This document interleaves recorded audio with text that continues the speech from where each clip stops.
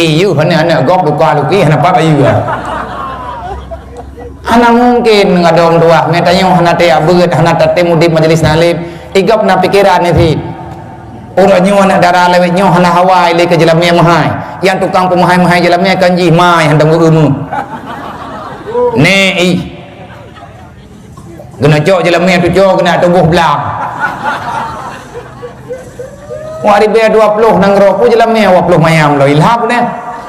ti mayam 20 ti mayam 2 juta mam nya tegede 20 mayam kan 40 juta 40 juta ya awaknya hana yam kawin je bo itim lo mata-mata itim galah mata-mata phanda keroi be mahai-mahai dali jelame lele manya mi tengok tula ju le anya ha tengok mita keroi monya tekedi Allah Taala kena sayang kau awaknya imita-mita rezeki mude baju-baju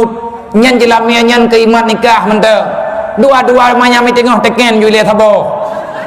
tengok di mude udip kedrawai mi awaknya yang penting bahagia ile awaknya kaitong mude pitong ibadat katenang gebi rezeki li Allah kepe jelame mahai-mahai that pat angka hayat that jelame nyan demah kepe teman meh mahai-mahai that bek mehi tak pulau ai tanyo anak darat dan menanti idro kenya baju-baju tahu katerima ngan juga deh bek kak pegah jelame akah jamun 17 mayam beroje 700 yumu Boroje nyauranya wajuta wartu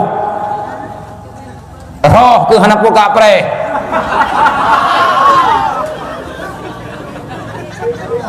roh itu porongku nyaurun jamun ya teh 20 rumu ke urang dari uri nang hana lakau nyan ka thah ke urawai nyan ka kerja bat langki kan lebu 10% 10 mayam ke langki nyawai yang penting lah kau benar iya ke roh ke kira lebak meria kan lebut menyatakan dibit mahai jelamnya aju-aju nya ka betul ke awak dia apa gak